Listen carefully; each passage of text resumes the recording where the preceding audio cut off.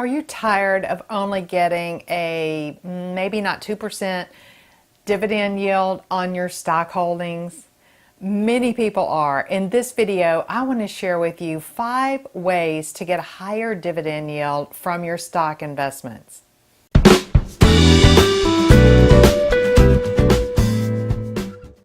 Hi, I'm Camille Gaines. I'm a financial author and I'm also a long-term investor. I've been investing for over 30 years and I share here what I've learned on that journey. In this video, I want to talk about how you can get a higher dividend yield from your stock investments beyond what is being paid out right now by the S&P 500 index, which is not quite 2% as I record this video. And that's not a very high yield, right? So there are ways that you can invest and that will get a higher yield or give you more income from your stock investments.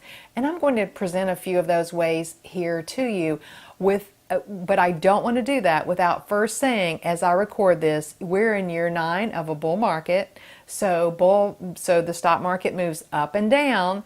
And remember that when you invest in stocks, that whether it's for income or not, there's at some point in time the market's going to go down and the market's going to go up. It's super important. And I also don't give financial advice. I only share what I've learned from my own experience. Having said that, I want to share with you these 7 ways. Let me get started. The very first one is Reits. Reits are real estate investment trust. And the first 2 that I'm going to mention actually trade just like, but you buy and sell them just like you buy and sell stocks, but they're a different type of fund. So REITs are real estate investment trust, and it's a way for individuals to invest in public in real estate that is in these trusts. So the public can actually invest in real estate in this way. REITs tend to have a higher yield than most stocks do, or certainly higher than the index funds. The second type of higher yielding investment is MLPs. MLPs, Master Limited Partnerships. And MLPs invest in different segments of the oil industry. It might be service, or it might be, all different areas. And so MLPs typically pay a little bit higher, significantly higher sometimes, dividend yield than the S&P 500 index. So that's an area that you might want to explore. The third area that I will mention is stocks that are considered a little bit riskier.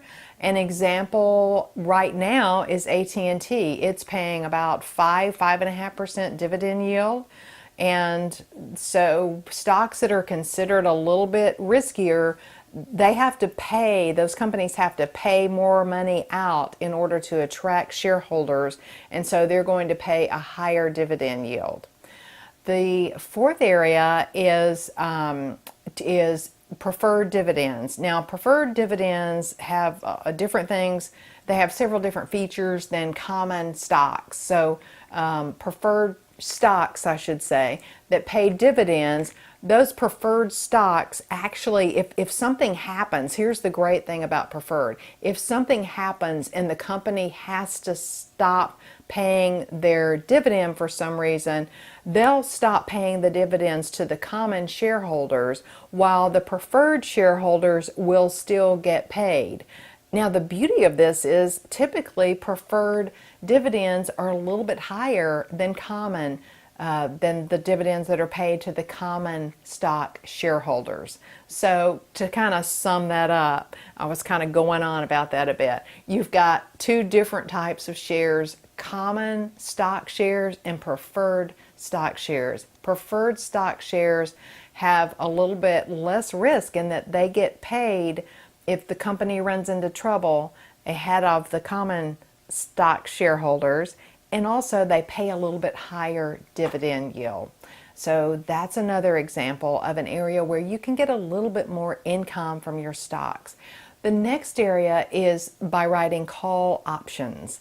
Now, this is, I should say, the covered call strategy specifically. And what this is about is If you own an individual stock, then you can sell a call option that is what's called out of the money. It's higher than the price of the current market price of that stock, and you get to keep the income from that call option. Several things will happen at option expiration, which I won't go into in this short video. I've done another video on that. But covered call writing is common with funds. It's common with individual investors. A few financial advisors do it for their clients, although it's hard for financial advisors to do it for their clients because it's so much more work to write covered calls in a lot of different accounts. But it is a way for individual investors to pretty easily get a little extra income, anywhere from maybe 6% to, gosh, on up to 30% a year income from covered calls.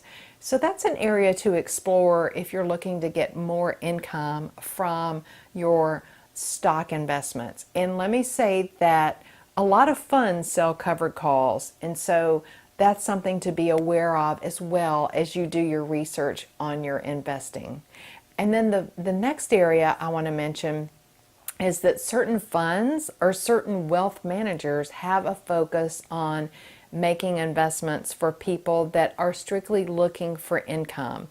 And so they may use a combination of they may invest in bonds, or they may invest in Reits, MLPs. They may write covered calls, or use any one or combination of these strategies that I've mentioned. So this isn't something that only individual investors have to do for themselves. Some wealth managers and some financial advisors do this for their clients.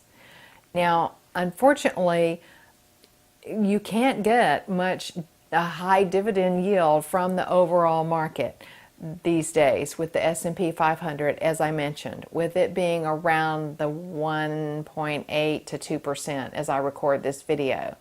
But these strategies do allow investors to get a higher dividend yield. Just remember that if you're in the stock market, it's going to move up and it's going to move down. So always understand the risk before investing in anything ever, especially the stock market. If you found this information helpful, I'd love it if you'd like the video below by supporting this channel, and also subscribe to my channel if you like this information and you want to make sure you see my other videos. Thanks for watching.